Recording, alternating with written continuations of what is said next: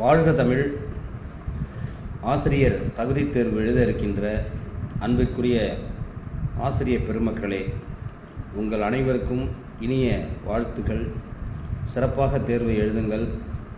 இதுவரை நாம் அக்டோபர் 1 முதல் 12ஆம் தேதி வரை தமிழ் அடிப்படை இலக்கணம் நடத்தியிருக்கின்றோம்.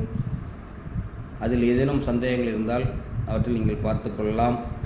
அதேபோல் அக்டோபர் 13 முதல் 21 வரை ஆங்கிலம் அடிப்படை இலக்கணம் நடத்தியிருக்கிறோம். 22 முதல் நவம்பர் மாதம் 10ஆம் தேதி வரை கணிதம் நடத்தியிருக்கிறோம். நவம்பர் மாதம் 11ஆம் தேதி கணிதம் மாதிரி வினாத்தாள் நடத்தியிருக்கிறோம். அந்த கடைசியாக நடத்திய கணித மாதிரி வினாத்தாளினுடைய விடைகளையும் தந்திருக்கிறேன்.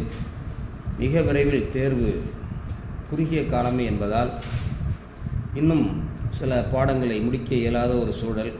உங்களுக்கெல்லாம் எந்த வகையில் எளிதாக தேர்வை எழுதுவதற்காக தயார் செய்ய வேண்டும் என்று திட்டமிட்டோம்.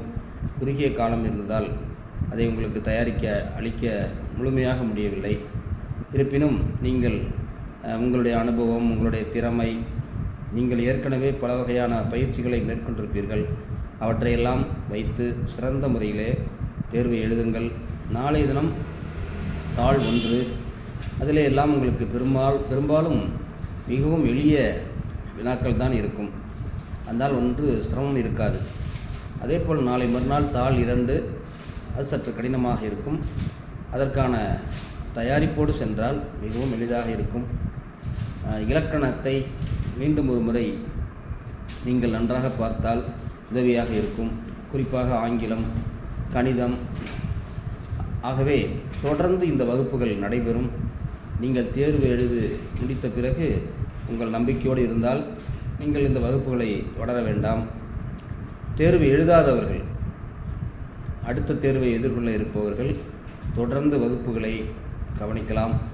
அந்த வகுப்பிலே தரக்கூடிய குறிப்புகளை எல்லாம் நீங்கள் பார்க்கலாம். நிச்சயமாக அடுத்த தேர்வு, சிறப்பு தேர்வு இருக்கிறது என்று சொல்லியிருக்கிறார்கள். அதற்கான விளக்கங்கள், அதற்கான பாடக்குறிப்புகள் எல்லாம் 17ஆம் தேதிக்குள் தருமாறு கேட்டிருக்கிறார்கள். அது அரசுக்கு சென்று அங்கிருந்து பிறகு அரசாணையாக வெளியிடப்படும். எனவே அதற்கேற்ப நீங்கள் உங்களை தயார் செய்து கொள்ளலாம். தேர்வு எழுதுகிறவர்கள் சிறப்பாக தேர்வு எழுத உங்களுக்கு மனமார்ந்த எனது வாழ்த்துக்களை தெரிவித்துக் கொள்கிறேன். நிச்சயமாக நான் சொல்வதை நீங்கள் தொடர்ச்சியாக கேட்டிருந்தால் அதில் உங்களுக்கு மிகவும் உதவியாகத்தான் இருக்கும் என்று நான் எதிர்பார்க்கிறேன். முழுமையாக அந்த கணிதம் இன்னும் முடிவு பெறவில்லை. அதேபோல் அறிவியல், சமூக அறிவியல் எழுதுகிறவர்களுக்கும் முடிவு செய்யவில்லை. நான் அடிப்படை இலக்கணத்தை நடத்தியிருக்கிறேன். ஆங்கிலத்திலும் அப்படித்தான். நிச்சயமாக உங்கள் அனைவருக்கும் வாழ்த்துக்களை தெரிவித்து வெற்றி பெறுங்கள். தன்னம்பிக்கையோடு தேர்வை எழுதுங்கள் என்று சொல்லி வாழ்த்துக்களோடு விடைபெறுகிறேன். வகுப்புகள் திங்கள் முதல் தொடரும். நன்றி, வணக்கம். வாழ்க தமிழ்.